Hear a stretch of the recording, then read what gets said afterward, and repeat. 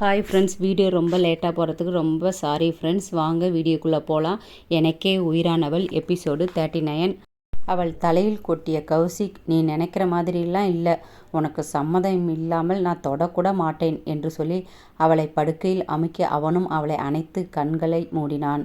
நான் உங்கள் கூட தூங்க மாட்டேன், என் ரூமுக்கு போகிறேன் என்று சொன்னதையே திரும்ப திரும்ப சொல்லி கொண்டு இருந்தாள். கண்களை திறந்த கௌசிக் அவளது கன்னத்தில் முத்தம் வைத்தவன், சாரி குட்டிமா, கோபத்தில் என்னையும் அறியாமல் உன் மேலே காட்டிட்டேன் என்று பாவம் போல் கெஞ்சினான். அவளுக்கும் அதற்கு மேல் அவனிடம் தன் யூகோவை காட்டாமல் அமைதியாக கண்களை மூடி குட் நைட் தேவ் என்று சொன்னாள். அதில் முகமலர்ந்த கௌசிக் மேலும் அவளை இறுக்கி நெற்றியில் முத்தம் வைத்து குட் நைட் குட்டிமா என்று சொல்லி கண்களை மூடினான். அவன் தூங்கியதும் கண்களை திறந்த மதி, இரவு நேரம். அந்த இடம் முழுவதும் இருளில் மூழ்கி இருக்க, பால்கனியில் இருந்து உள்ளே நுழைந்து கொண்டிருந்த அந்த மெல்லிய வெளிச்சத்தில் கௌசிக்கின் முகத்தை பார்த்து கொண்டிருந்த மதி பொறுமையாக அவன் நெற்றின் அருகே குனிந்து அதில் மென்மையாக முத்தமிட்டவள். அவன் தூக்கம் கலையாதவாறு கக்கி குரலில், ரவுடி பயலே, எனக்கு உன்னை ரொம்ப ரொம்ப பிடிக்கும்டா, தயவு செய்து என்னைய தூங்க விடு, என்னை ஏண்டா இப்படி போட்டு டார்ச்சர் பண்ணுற என்றாள். கண்களை மூடிக்கொண்டு தூங்குவது போல் படுத்து கொண்டிருந்த கௌசிக்கு இங்கு என்ன நடக்கிறது என்று புரியவில்லை. அவன் இதயம் அதிவேகமாக துடிக்க, அவன் உடல் முழுவதும் சந்தோஷம் பரவியது. அவன் உதட்டில் தோன்றும் புன்னகையை கஷ்டப்பட்டு கட்டுப்படுத்தி கொள்ள அவன் அருகில் முட்டி போட்டு அமர்ந்திருந்த மதி சிறிது நேரம் கௌசிக் முகத்தையே பார்த்து கொண்டு இருந்தவள். அவன் அடர்ந்து வளர்ந்த அந்த தாடியை மென்மையாக தொட்டு பார்த்து, ஆளப்பாரு தாடி மீசம் என்று பொறுமையாக அவன் கன்னத்தில் குத்தினாள். ஏன், உனக்கு பிடிக்கலையா என்று கேட்க கௌசிக்கு நாக்கு பரபரக்க, ஆனால் அதற்கு வாய்ப்பே கொடுக்காமல், மதி, ஒரு ரகசியம் சொல்லட்டா, எனக்கு உன்னுடைய தாடி ரொம்ப பிடிக்கும். நிறைய நேரங்களில் எனக்கு அதை தொட்டு பார்க்கணும்னு, அதை அப்படியே கடிக்கணும்னு ஆசையாக இருக்கும். ஆனால் ஏற்கனவே நீ என்னைய ரொம்ப கிண்டல் பண்ணுற, இதில் உன் தாடியை தொட்டு பார்த்தால் இன்னும் கிண்டல் பண்ணுவ. சரி, அதெல்லாம் இருக்கட்டும், நான் சொல்ல வந்த விஷயத்தை மறந்து வேற என்னென்னமோ பேசிட்டு இருக்கேன். லூசு பயலே, எனக்கு உன்னைய எவ்வளவு பிடிக்கணும் உனக்கு தெரியுமா என்று பேசியபடி அந்த கட்டிலில் சாய்ந்து அமர்ந்த மதி அவன் கைகளை எடுத்து தன் கைக்குள் வைத்து கொண்டவள். நீ முதல் முறையாக எனக்கு கொடுத்த அந்த முத்தம், நீ என்னைய கட்டி பிடிச்சது, இந்த நொடி கூட எனக்கு ஞாபகம் இருக்கு. அப்போ என் உடம்பெல்லாம் மின்சாரம் பாய்வது போல் இருந்தது. உன்னுடைய ஒரு முத்தம் என்னை அப்படியே வேறொரு உலகத்திற்கு இழுத்து சென்றது போல் இருந்துச்சு. அங்கே எங்கள் ஊரில் காலேஜ் படிக்கும்போது, வேலை செய்யும்போது பஸ்ஸில் வேறு ஏதாவது இடத்திலோ யாராவது உரசிவிட்டு போனால் எனக்கு அவ்வளவு அருவருப்பாக இருக்கும். ஆனால் நீ ஒரு உரசிட்டு போகும்போது உன் கை படும் இடமெல்லாம் அப்படியே உறைந்து போன மாதிரி ஆயிடுச்சு. அப்படியே என் மேலே பூக்கள் எல்லாம் பறக்கிற மாதிரி இருக்கும். எனக்கு இதையெல்லாம் தினமும் அனுபவிக்கணும் போல இருக்குது. சீக்கிரம் நான் படித்து பெரியாள் ஆகி சந்தோஷமாக 2 பேரும் வாழணும்னு ஆசையாக இருக்குது என்று பேசிக்கொண்டு இருக்கும்போதே கௌசிக் இவளை விட்டால் இப்படியே பேசிக்கிட்டு தான் இருப்பா என்று யோசித்தவன் தூக்கத்தில் பிறழுவது போல் அவள் பக்கம் புரண்டு வந்து அப்படியே அவள் மீது கையை தூக்கி போட்டு ஏதோ தலகாணியை இழுப்பது போல் அவளை இழுத்து படுக்க வைத்தவன் அமைதியாக அவளை அணைத்து கொண்டு படுக்க, மதி அப்படியே அசைவுகள் அற்று அப்படியே உறைந்து விட்டாள். இப்பொழுது என்ன நடந்தது என்பதை புரிந்து கொள்ளவே அவளுக்கு ஒரு நொடி எடுத்தது. அவன் தூக்கத்தில் தலையானை என்று நினைத்து கட்டி அணைத்து கொண்டு உறங்கினான். அட கடவுளே, அவன் கண் விழித்து பார்த்தா அவ்வளவுதான் என்று நினைத்தவள் அவன் கை வளைவுக்குள் இருந்து நைஸாக நழுவ பார்க்க, ஆனால் கௌசிக்கு அதற்கு ஒரு துளியும் இடம் கொடுக்காமல் அவளை இறுக்கமாக அணைத்து கொண்டு படுத்திருந்தான். தன் மீது இருக்கும் அவன் கையை எடுக்க முயற்சித்து தோற்று போன மதி தன் முகத்திற்கு அருகே இருக்கும் அவன் முகத்தை பார்த்தவள் முகத்தில் அப்பட்டமாக புன்னகை மலர, ரவுடி புருஷா, நீ ஏண்டா இவ்வளவு வெயிட்டாக இருக்க? உன் கையை என்னால் நகர்த்தவே முடியல. நீ ஸ்ட்ராங்காக இருக்கியா இல்லை நான் வீக்காக இருக்கனா? வருங்காலத்தில் நீ என் மேல் ஏறி படுத்தா என்னால் அது தாங்க முடியுமா? நான் இவ்வளவு வீக்காக இருந்தால் உன்னை எப்படி தாங்குவது? அப்புறம் நமக்குள்ள அதெல்லாம் எப்போ நடக்கும் என்று அதற்கு மேல் பேச முடியாமல் தன் பல்லை கடித்து இழுத்து கொண்டு வெட்கப்பட்டு கொண்டு தன் நகத்தை கடிக்க, தான் தூங்குகிறேன் என்று நினைத்து எல்லா விஷயங்களையும் பேசி கொண்டிருப்பதை பார்த்த கௌசிக்கு சந்தோஷமாக இருந்தது. அவளுக்குள் இவ்வளவு ஆசைகள் இருக்கும் என்று அவன் எதிர்பார்க்கவில்லை. அதுவும் அவள் சொன்ன டே ரவுடி புருஷா என்ற வார்த்தை அவனுக்கு மிகவும் பிடித்திருந்தது. வருங்காலத்தில் அவள் உடல் தன்னை தாங்குகிறதா என்று ஏன் யோசித்து கொண்டிருக்க வேண்டும்? இப்பொழுதே அப்படியே அவள் மீது ஏறி படுத்தான். அவனை தூக்கும் அளவிற்கு தனக்கு சக்தி இருக்கிறதா என்று சந்தேகப்பட்டு கொண்டிருந்த மதிக்கு அவன் தன் மீது மொத்தமாக படுத்து இருப்பது கூட அவன் ஏதோ பஞ்சு மூட்டை மேல் இருப்பது போல் இருந்தது.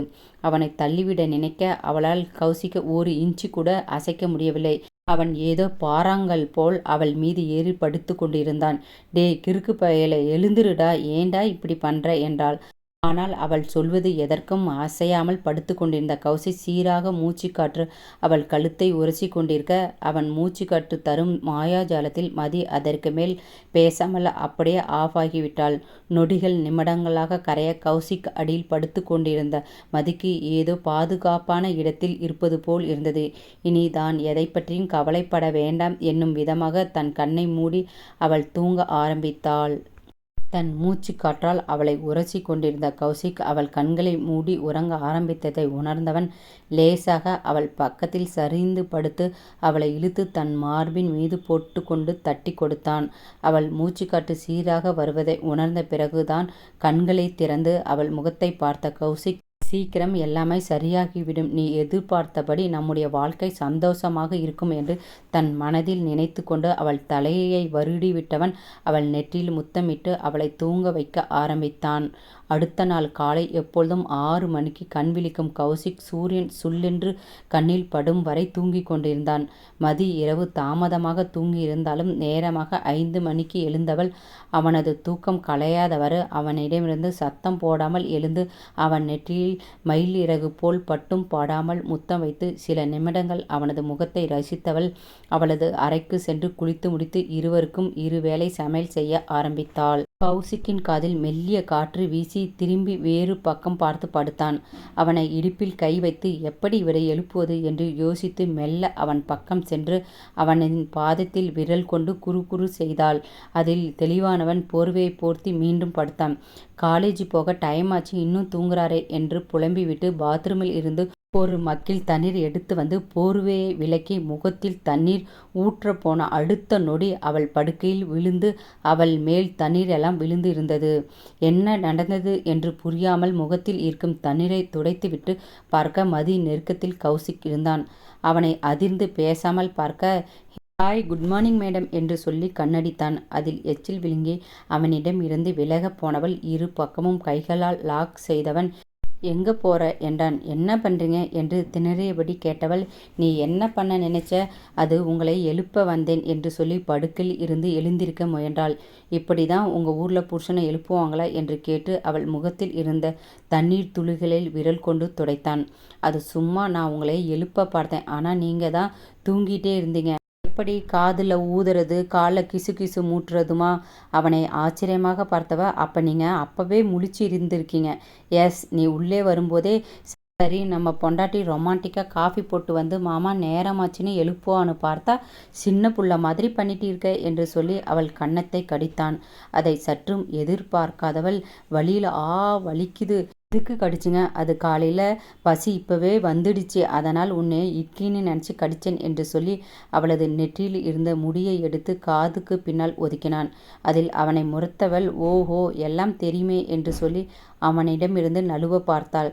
அவளை மேலும் நெருங்கிய கௌசிக், இப்படி இவ்வளவு அழகான பொண்டாட்டி வந்து காலையிலே பார்த்தா ஏதோ கிக்கு ஏதே என்று சொன்னவன் முகத்தை தாண்டி கழுத்திற்கு வந்தவன் தொண்டை குழிக்குள் மேலும் கீழும் இறங்குவதை பார்த்து போதையாகி ஒரு விரல் கொண்டு கோலம் போட்டவன் விரல்கள் கீழே வரும்போது தடுப்பது போல் நைட்டியின் ஜிப் இருந்தது. தண்ணீர் சிந்தி மேலே உன் ட்ரெஸ் நனைஞ்சிருக்கு, நான் வேணுமுன்னா அதை மாற்றி விடட்டுமா என்று குலைவான குரலில் கேட்டு ஜிப்பில் கை வைத்தான். அவன் சொன்னதில் அதிர்ந்து வேகமாக அவனை தள்ளி எழுந்து நின்றவள், நான் காலேஜ் படிக்கிற பொண்ணு, என்னைய மயக்க பார்க்காதீங்க என்றாள். அவள் கேட்பதற்கு பதில் எதுவும் சொல்லாமல் நினைத்திருந்த பாகத்தை ஏக்கமாக பார்த்து கொண்டிருந்தான். அதை பார்த்து முகம் சிவந்து கோபமாக அவன் கண்களை மூடியவள், தேவ் என்ன பண்ணுங்க, இப்படியெல்லாம் பார்க்கக்கூடாது. இது ரொம்ப டூ மச்சு. ஒன்றும் பண்ணவும் இல்லை, பார்க்கறது கூட குத்தமா என்று பாவமாக கேட்டான். அவன் நிலை அவளுக்கு புரிய, என்ன இருந்தாலும் அவனும் ஒரு ஆண், மனைவியிடம் நெருங்க அவனுக்கும் உரிமை உண்டு. இருந்தும் தான் படிக்கும் பெண் என்பதால் தள்ளியே இருந்து தன்னையும் கட்டுப்படுத்த வைத்துள்ளார் என்று புரிந்தது. மெல்ல அவனை நெருங்கியவள் முதலாக அவனது அவனது உதட்டில் இதழால் ஒற்றி எடுத்தாள். அதை சிறிதும் எதிர்பார்க்காத கௌசிக், இதையெல்லாம் இந்த கௌசிக்கு பத்தாதுடி என்று சொன்னான். அதற்கு நான் ஒன்றும் பண்ண முடியாது, நேரமாச்சு, காலேஜ் போகணும் என்று சொல்லி அவனது கண்களில் இருந்து கைகளை எடுத்துவிட்டு போகப் போனாள். அவள் இடையை பிடித்து தன் பக்கம் இழுத்தவன், எனக்கு இது பத்தாது என்று சொன்ன அடுத்த நொடி அவளை மடியில் இழுத்து அமர வைத்து அவள் இதழை சிறை செய்திருந்தான். அதில் அதிர்ச்சியுடன் விழிவிரித்து பார்த்தவள் பின் கண்களை மூடி அவனுக்கு இசைந்து கொடுக்க ஆரம்பித்தாள். அவள் மூச்சு வாங்க சிரமப்படுவதை உணர்ந்த அவளை விடுவித்தவன் மூக்கோடு மூக்கு உரசி அவர்கள் இருவரும் மூச்சு காற்றும் ஒன்று சேர்ந்தது. அவனை காண முடியாது வெட்கத்தில் தலை குனிந்தாள். அவள் தாடையை பிடித்து அவள் கண்களை மேற்கொண்டு பார்த்தவன், ஐ லவ் யூ குட்டிமா. அவன் சொன்னதை கேட்டு விழியோடு அவனை பார்த்தவள், இப்படி தான் உங்கள் ஊரில் ரொமான்ஸ் பண்ணுவாங்களா? எனக்கு உன்னை ரொம்ப பிடிக்கும். அதை பக்கமாக டைலாக் எல்லாம் பேசி சொல்ல தெரியாது. நீ எப்பவும் என் கூட இருக்கணும் இப்படியே என்று சொல்லி அவளை அணைத்தவன், நீ இன்னும் நான் ப்ரப்போஸ் பண்ணதுக்கு பதில் சொல்லலையே என்றான். எனக்கு இப்போ தோணலை, அதனால் சொல்லலை என்று சொல்லி அவன் நெஞ்சில் சாய்ந்தாள். சரி சரி, காலேஜ் போகணும்னு ஞாபகம் இருக்குதானே? இன்னைக்கு வீட்டில் இருக்கலாமா? நீ என்ன சொல்கிற என்று கேட்டு அவள் கழுத்து வளைவில் முகம் புதைத்தான். நோ முடியாது, என்னோட காலேஜ் டீச்சர் ரொம்ப ஸ்ட்ரிக்ட்டு. இன்னைக்கு லேபு டெஸ்ட் வேற இருக்குது. அப்படியா? யார் அவன்? அவன் இவனும் மரியாதை இல்லாமல் பேசாதீங்க. அவர் பேரு கௌசிக் என்று சீரியஸாக முகம் வைத்து சொன்னாள். ஓஹோ, பரவாயில்ல, டெஸ்ட்டு தானே, நாளைக்கு போஸ்ட்பான் பண்ண சொல்லி உன் சார்கிட்ட நானே சொல்கிறேன். அவன் கன்னத்தை கிள்ளியவள், என்ன வேலையெல்லாம் மறந்து ரொமான்டிக் மூடில் இருக்கீங்க போல. ஆமாம், இப்போ தான் என் பொண்டாட்டியை லவ் பண்ண ஸ்டார்ட் பண்ணி இருக்கேன். அப்புறம்தான் மற்றதெல்லாம் என்றான். உங்கள் லவ்வை நைட்டு வீட்டுக்கு வந்து காமிங்க. எனக்கு என் ஹஸ்பண்ட் வேலைக்கு போகிறது தான் முக்கியம் என்று சொல்லி எழுந்து அவன் முன்னால் குளிக்க தவளை நீட்டினாள். உனக்கு என் ஃபீலிங்ஸ் புரியாது போடி என்று செல்லமாக அவளை திட்டிவிட்டு துண்டை வாங்கி கொண்டு குளிக்க சென்றான். அவன் குளித்துவிட்டு வரும்போது அவன் அணிய உடையெல்லாம் ரெடியாக படுக்கையில் எடுத்து வைத்துவிட்டு சென்றிருந்தாள். பார்த்து முகமலர்ந்து அணிந்து கொண்டவன், எதுக்கு தாத்தா கல்யாணம் பண்ண சொல்லி தொல்லை பண்ணுனாருன்னு புரியுது என்று நினைத்து உற்சாகமான மனநிலையில் வெளியில் வந்து மதியை தேடினான். அவளும் அவளது அறையிலிருந்து காலேஜ் செல்ல ரெடியாகி வந்தாள். அவளை மேலிருந்து கீழ்வரை பார்த்தவன் அருகில் இடியோடு இழுத்து அவனுக்குள் கொண்டு வந்தவன், இப்படி ஆளை கொல்ற மாதிரி இருக்கிய குட்டிமா என்று சொல்லி அவள் உதட்டை நோக்கி குனிந்தான். அவன் உதட்டின் மேல் விரல் வைத்தவள், சாரே என்ன சொன்ன? முதல்ல காலேஜ், அப்புறம்தான் மற்றதெல்லாம் என்று தடுத்தாள். ஒரே ஒரு முத்தந்தாடி, அதை காலையிலே கொடுத்தாச்சு. இதையெல்லாம் கணக்கு பார்க்கணுமா? ஒரு நாளைக்கு ஒன்று தான். படிக்கிற பொண்ணு, என்னை டெம்ட் எல்லாம் பண்ணி டிஸ்டர்ப் பண்ணக்கூடாது என்று சொல்லி அவனிடமிருந்து விலகி வழக்கம்போல் டிவியை ஆன் செய்து சாங் கேட்டுக்கொண்டே சாப்பிட ஆரம்பித்தாள். அவளை கடுப்புடன் முறைத்து கொண்டு டைனிங் டேபிளில் அமர்ந்து உரு என்று சாப்பிட ஆரம்பித்தான். கவனித்த மதி உள்ளுக்குள் சிரித்து அவனை சீண்ட எண்ணி பாடலை சத்தமாக வைத்து பாடினாள். எனது உயிரே எனக்கென்ன நீ கிடைத்தாள், எனது உறவே கடவுளைப் போல் நீ முளைத்தாய் என்று காதலோடு அவனை பார்த்து பாட அதை கேட்டு உள்ளம் பூரித்தாலும் அவளை காணாதது போல் சாப்பிட்டான். அவன் முன்னால் ஏறி டைனிங் டேபிள் மேல் அமர்ந்தவள் அவன் கழுத்தில் கையை மாலையாக போட்டு, எனது உயிரே எனக்கென்ன நீ கிடைத்தாள், எனது உறவே கடவுளைப் போய் நீ முளைத்தாள். அவனது விழிகளை பார்த்து பாடி அவன் கன்னத்தில் இதழ் ஒட்டி எடுத்தாள். பிடித்து வைத்திருந்த பிடிவாதம் பறந்து அவளுக்கு ஊட்டியவன் அடுத்த வரியாக விழி நோக்கி அவளை காதலோடு பார்த்தான். இனிமேல் நமது இதழ்களை இணைத்து சிரிக்கும் ஓசை கேட்கும் நெடுநாள். நிலவும் நிலவின் களங்கம் நீ, என் வாழ்வில் மோட்சமே. வரிகள் டிவியில் ஓட அதில் இவனோடு காதல் என்ன என்பதை கண்களால் மட்டும் அல்லாது செயலிலும் கற்றுக் கொடுத்து விட்டான். இருவரும் ஒன்று சேர்ந்து பார்க்கிங் வந்தார்கள். என் கூட காலேஜ் வாடி, நான் ட்ராப் பண்ணுறேன். வேணாம், யாராவது பார்த்தா பிரச்சனை தான் ஆகும். உங்களை தான் ஏதாவது தப்பாக பேசுவாங்க. எனக்கு வேலை போனால் கூட கவலைப்பட மாட்டேன் என்று கூலாக சொன்னான். என்ன பேச்சு இது? ஊரில் உங்களுக்கு சொத்து இருக்கலாம், ஆனால் இதுதான் உங்கள் ஜாப். இந்த காலேஜ் ஒன்றும் உங்கள் காலேஜ் இல்லை. அப்புறம் வேறு காலேஜில் ஜாப் தேட வேண்டியது இருக்கும். எனக்கு எப்பவும் நீங்கள் கெத்தாக இருக்கணும். என்னால் எந்த கெட்ட பேரும் வரக்கூடாது என்று சொல்லிவிட்டு அவளது ஸ்கூட்டரில் சென்றாள். இன்னும் என்னை பற்றி இவகிட்ட சொல்லாமல் தப்பு பண்ணுறேனே என்று யோசித்தவன் அதை பெரிதாக எடுத்து கொள்ளாமல் அங்கிருந்து அவனது பைக்கில் சென்றான். ஆனால் இதனால் ஆகு போகும் விளைவு தெரியாமல் கௌசிக் இருக்கிறான். காலேஜ் மதி வந்ததை பார்த்த ராஜ் அவளை ஓடி சென்று அணைத்து இருந்தாள். உன்னை ரொம்ப மிஸ் பண்ணினேன் மதி என்று கன்னம் கிள்ளி சொன்னாள். நானும் தான் உன்னை மிஸ் பண்ணினேன் ராஜ் என்று சொல்லி அவளும் அவளை அணைத்தாள். ஏன் என்னையெல்லாம் மிஸ் பண்ணலையா என்று கணேஷ் கேட்டான். அவன் தோள் மீது கை போட்ட மதி நிம்மதியா நான் இருந்தேன் கணேஷ் என்று சொன்னாள். ஓஹோ, அப்போ நான் உனக்கு தொல்லையா என்று கணேஷ் முகத்தை திருப்பி கொண்டு கேட்டான். அச்சச்சோ, சும்மா சொன்னேன்டா என்று சொன்னவள் அவளது பேக்கில் இருந்து சாக்லேட் பாக்ஸை எடுத்து, இந்தா, இது உனக்கு தான் வாங்கிட்டு வந்தேன் என்றாள். அதை பார்த்து சிரித்தவன், எனக்கு தெரியும், ராஜியை விட என்னை தான் உனக்கு பிடிக்கும் என்று சொல்லி கொடுத்த சாக்லேட்டை சாப்பிட ஆரம்பித்தான். அட பாவி, எனக்கு தரமாக சாப்பிட்டுட்டு இருக்க என்று ராஜி சொல்லி அவளும் பிடுங்கி சண்டை போட்டு சாப்பிட்டு கொண்டு இருந்தாள். அவர்களை பார்த்த அனிதா முகம் சுளித்து, போய் சீப்பான சாக்லேட்டுக்கு போய் இப்படி அடிச்சு பிடிச்சி சாப்பிடுறாங்கள் என்று மதியின் நண்பர்கள் காதில் விழும்படி பேசினாள். அதை கேட்டு ராஜி கோபம் வர சட்டையை மடக்கி விட்டபடி சண்டைக்கு போக தயாரானவள். அவள் கையை பிடித்த மதி, நீ வேற, அவெல்லாம் ஒரு ஆளுன்னு உட்கார் என்று ராஜியை உட்கார வைத்தாள். ராஜியை பார்த்து நக்கலாக சிரித்த அனிதா, உன் அண்ணன் வெறும் போலீஸ் தான், ஆனால் என்னோட அப்பா எம்எல்ஏவா இருக்காரு. என்கிட்ட மோத நினைச்சா அவ்வளவுதான், இந்த காலேஜில் படிக்க முடியாத மாதிரி பண்ணிவிடுவேன் என்று மீண்டும் அவளை வம்புக்கு இழுத்தாள். அதில் மதிக்கே கோபம் வர, ஹே, இது ஒன்றும் உன் அப்பா காலேஜ் இல்லை, உன் இஷ்டத்துக்கு மற்றவங்க கிட்ட சண்டை போட. எங்கள் அப்பா காலேஜ் இல்லை தான், ஆனால் இது என்னோட மாமா காலேஜ், பேரு ரீகன் என்று முடிய பின்னால் ஒதுக்கிட்டபடி சொன்னாள். அதை கேட்டதும் நேற்று இரவு பேசினது ரீகன் தான் அவளின் மாமா என்று புரிந்தது. மதி மீண்டும் ஏதோ பேச வருமுன் கௌசிக் வகுப்புக்குள் வந்து கொண்டிருந்தான். அதை பார்த்து அனிதாவிடமிருந்து அவளது இருக்கையில் வந்து அமர்ந்தாள். அனைவருக்கும் வணக்கம் சொல்லிவிட்டு ஒரு முறை மதியை யாருக்கும் தெரியாமல் ஒரு அழுத்தமான பார்வை பார்த்துவிட்டு வகுப்பை நடத்த ஆரம்பித்தான். அவனது பார்வை வைத்தை சைக்கோவத்தி, நான் அனிதா கிட்ட பேசிட்டு இருந்ததை பார்த்துட்டாரோ, இவர் வேற அன்னைக்கே அனிதா கிட்ட பேசக்கூடாதுன்னு சொன்னாரே என்று பயந்த விழிகளில் அவனை பார்த்தாள். அவனது வகுப்பெல்லாம் முடித்தவன், உங்கள் எல்லோரோட அசைன்மெண்ட்டு எல்லாம் கணேஷ் அண்டு மதிக்கிட்ட சப்மிட் பண்ணுங்க என்று எல்லோரிடமும் சொல்லியவன், எனக்கு லஞ்சு பிரேக்கில் கொண்டு வந்து லேபில் கொடுங்க என்று இருவரிடம் சொல்லி அங்கிருந்து சென்றான். ஹே அனிதா, எப்பவும் கௌசிக் சார் உன்கிட்ட தானே ஒர்க் சொல்வார், ஆனால் இப்போ அந்த மதியையும் அந்த மக்கு கணேசையும் கொண்டு வர சொல்கிறாரு.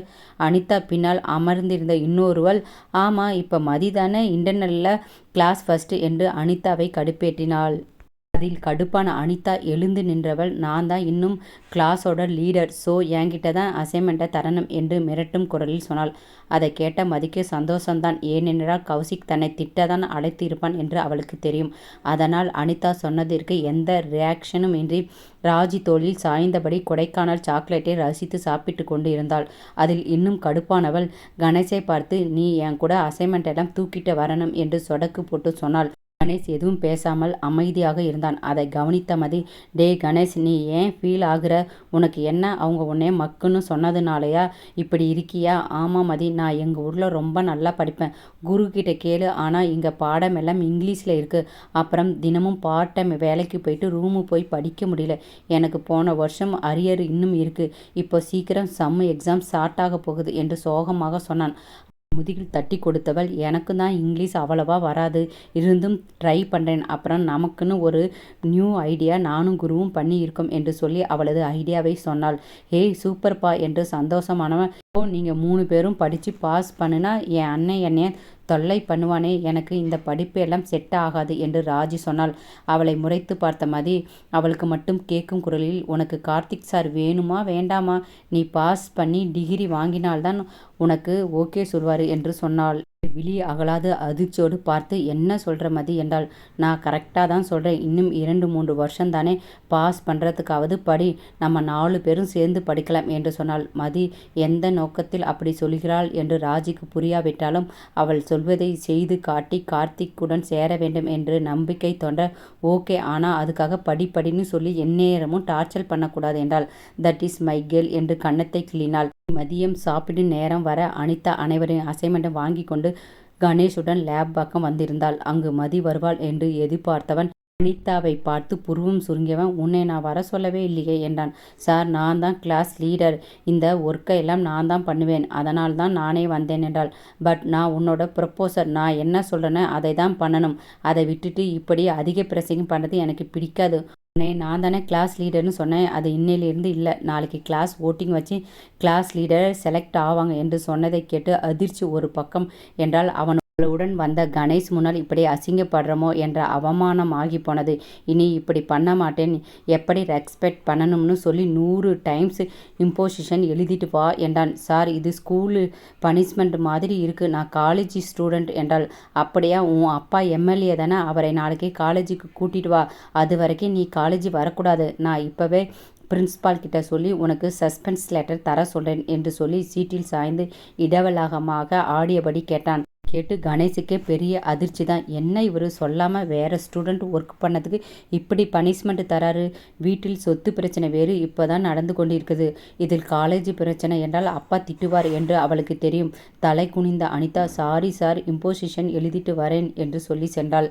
கணேஷ் அங்கு நிற்பதா இல்லை நடப்பதா என்று தெரியாமல் கௌசிக் மேல் உள்ள பதட்டத்தில் நின்று கொண்டு இருந்தான். என்ன இன்னும் இங்கேயே இருக்க? மிஸ் மதியை நான் வர சொன்னேன்னு சொல்லு, அப்புறம் அவளுக்கும் பனிஷ்மெண்ட் இருக்குது, நீ லஞ்சுக்கு போ என்று அடிக்குரலில் சீறினான். எஸ் சார் என்று வேகமாக அங்கிருந்து ஓடி மதி முன்னால் நின்றவன் நடந்தவற்றையெல்லாம் சொன்னான். நீ நல்லா மாட்டுன மதி, அந்த அனிதா போறன்னு சொன்னப்பவே நீ பேசி போய் இருக்கலாம் என்று கணேஷ் சொன்னான். கண்டிப்பாக உனக்கு இம்போசிஷன் தான், அவளுக்கே 100 உனக்கு எவ்வளோ இருக்குமோ. ஆனால் ஒன்று, அவர் பார்க்க தான் இவ்வளவு ஹேண்ட்ஸம், பயங்கரமான ஸ்ட்ரிக்டான சார் என்று கணேஷ் பயத்துடன் சொன்னான். அதை கேட்ட மதிக்கு கௌசிக்கின் கோபம் பற்றி தெரியுமே, வேண்டுமென்று தான் வராமல் இருக்கிறாள் என்று தெரிந்து இருக்கும் என்று நினைக்கும்போது உதறல் இருந்தாலும் பேசி சமாளிக்கலாம் என்று மூவரையும் சாப்பிட சொல்லியபடி அனுப்பிவிட்டு சென்றாள்.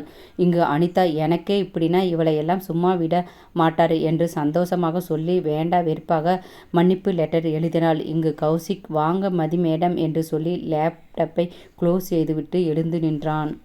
அவன் எழுந்ததும் உள்ளே வந்தவள் கால்கள் மெல்ல பின்னால் நகர்ந்தது. அதை பார்த்தவன், ஒழுங்கா என் முன்னாடி வந்து நில்லு என்று சொல்லி கை சட்டையை மேலே தூக்கிவிட்டு கை கட்டி அவளை ஆழமாக பார்த்து நின்றான். பார்க்குற பார்வையே சரியில்லையே என்று நினைத்து, சார் வர சொல்லி இருந்தீங்க என்றாள். அசைன்மெண்ட்டை யாரை எடுத்துட்டு வரை சொன்னேன் என்றான். என்னதான், அப்புறம் அனிதா வந்தா, அவ தான் போறேன்னு சொன்னா, அதான் என்று சொன்னாள். இங்கே பாரு, இங்கே நான் என்ன சொல்கிறேன்னு அதை தான் என் ஸ்டூடெண்ட்ஸ் கேட்கணும். உன் இஷ்டத்துக்கு இந்த மாதிரி இருந்தால் வீட்டிலே இருந்துக்கோ என்று ஒரு பேராசிரியராக கண்டிப்பான குரலில் சொன்னான். அவன் சொன்னதை கேட்டு அவனை முறைத்து பார்த்தாள். என்ன பார்வையே சரியில்லை, ஓகே சாருன்னு சொல்லணும், அதை விட்டுட்டு திமிரா பார்க்குற, படிக்க தானே வர, அதை விட்டுட்டு மற்ற ஸ்டூடெண்ட் கூட கிளாஸில் சண்டை போடுற, கிளாஸ் லீடர் சொல்கிறதை கேட்க மாட்டேங்கிற, என்ன ஒரு தடவை இன்டர்னலில் நல்ல மார்க் வாங்கிட்டா போதுமா, அடுத்தது செம்மு இருக்குது, அதை மனசில் வச்சுக்கிட்டு யார்கிட்டையும் பிரச்சனைக்கு போகாமல் படி என்று அழுத்தமாக திட்டி சொன்னான். அதை கேட்டு அவளுக்கு அழுகையே வருவது போல் இருக்க உதட்டை கடித்து தலை குனிந்து அழுகையை கட்டுப்படுத்தி, சாரி சார், இனி இப்படி பண்ண மாட்டேன் என்று உள்ளே போன குரலில் சொன்னாள். அதுக்காக நீ பண்ணது தப்பு இல்லாமல் போகாது, போ, இதை போய் அந்த லாஸ்ட் சிஸ்டத்தில் டைப் பண்ணு என்று சொல்லி அவள் கையில் சில பேப்பர்ஸை தந்தான். அதில் முழுவதும் ப்ரோக்ராம் கோடிங்காக இருந்தது. அதை டைப் பண்ண 2 நாள் ஆகும் போலையே என்று மனதில் நினைத்தாள். சும்மா நிற்க உன்னை கூப்பிடல, சொன்ன ஒர்க்கை பாரு, உங்கள் பேஜ் ஸ்டூடெண்ட்டை இப்படிதான் என்று சலிப்புடன் சொன்னான். அதை கேட்டு அமைதியாக அங்கிருந்து அவன் சொன்ன சிஸ்டமில் அமர்ந்து டைப் செய்ய அழுகையோடு ஆரம்பித்தாள். இடத்தில் அமர்ந்து நேராக அவளை தான் பார்த்தான். அவள் அழுவதை பார்த்தவன், இப்போ எதுக்கு அழுவுறா, அவள் பண்ண தப்புக்கு தானே திட்டினேன் என்று நினைக்கும் போது தான் கொஞ்சம் ஓவராக தான் பேசிட்டனோ என்று பேசியது நினைவு வர, மேடமுக்கு சும்மாவே ஏதாவது நான் சொன்னால் மூக்குக்கு மேலே கோபம் வரும், இப்போ அழுகவே ஸ்டார்ட் பண்ணிட்டா என்று நினைக்கும்போது அவளை காதலிக்கும் கௌசிக் மனசாட்சி வெளியே வந்தான். மெல்ல எழுந்து அவள் பக்கம் வந்து நின்றவன், சரி டைப் பண்ணது போதும், நீ கிளாஸ்க்கு போ, லஞ்சு சாப்பிடு என்று அமைதியான குரலில் சொன்னான். டைப் செய்வதை நிறுத்திவிட்டு சிவந்த கண்களுடன் அவனை பார்த்தவள், இட்ஸ் ஓகே சார், நீங்கள் தந்த பனிஷ்மெண்ட்டை பண்ணிட்டே போகிறேன், எனக்கு பசிக்கல சார் என்று அழுத்தமான குரலில் சொல்லி மீண்டும் டைப் செய்ய ஆரம்பித்தாள். தலைக்கோதி ஒரு பெருமூச்சு விட்டவன் மெல்ல அவள் பக்கம் குனிந்து மெதுவான குரலில், சாரி குட்டிமா, நீ வேற கிளாஸில் அனிதா கூட சண்டை போட்டது எனக்கு பிடிக்கல, அப்புறம் உன்னைய லேபுக்கு வர சொன்னேன், ஆனால் அனிதா வந்தா, அதான் கொஞ்சம் இன்னும் கோபம் ஆயிடுச்சு, நீ வந்ததும் திட்டிட்டேன் என்று சொல்லி அவள் தோள் மீது கை வைத்தான். அவளது தோளை குலுக்கி, சார், இங்கே நீங்கள் என்னோட கிளாஸ் டீச்சர், பார்த்து பேசுங்க, அதான் சாரி சொல்கிறேன்ல, போய் கிளாஸில் சாப்பிடு என்றான். முடியாது என்று சொல்லி டைப் செய்ய ஆரம்பித்தாள். இவ்வளவு அகராதி ஆகாதடி என்று சொல்லி அவன் இடத்திற்கு சென்றவன் அவனது லஞ்சு பாக்ஸை எடுத்து வந்து டேபிள் மீது அமர்ந்தான். அவன் அப்படி அமர்வதை பார்த்தவள், சார், யாராவது வரப்போகிறாங்க, கேமரா வேற இருக்கு என்று பதட்டமான குரலில் சொன்னார். யாரும் வரமாட்டாங்க. நேத்து தான் கேமரா ரிப்பேர் ஆச்சு செல்லம் என்று சொல்லி கன்னத்தை தொட்டான். அவன் கையை தட்டிவிட்டவள் பேசுவதெல்லாம் பேசிட்டு ஒன்றும் சாரி எல்லாம் வேணாம் என்று சொல்லி முகத்தை திருப்பினாள். அதை கேட்டு சிரித்தவன் டிஃபன் பாக்ஸை ஓப்பன் செய்து ஸ்பூனில் அவள் உதட்டில் முன்னால் நீட்டி சாப்பிடுடி என்றான். நான் வாயை திறப்பேனா என்பது போல் வாயை மூடி இருந்தாள். இப்போ மட்டும் நீ சாப்பிடல, ஸ்பூன் வழியா இல்லாமல் வேற மாதிரி ஊட்டி விடுவேன் என்று கிறுக்கலான குரலில் சொன்னான். அதை கேட்டு அவளுக்கு ஐயோ இவர் படத்தில் வர மாதிரி வாயில் வச்சு ஊட்டி விடுவாரோ என்று சிந்தனை எங்கேயோ தப்பாக தோன்ற உடனே வாயை திறந்து வாங்கி கொண்டாள்.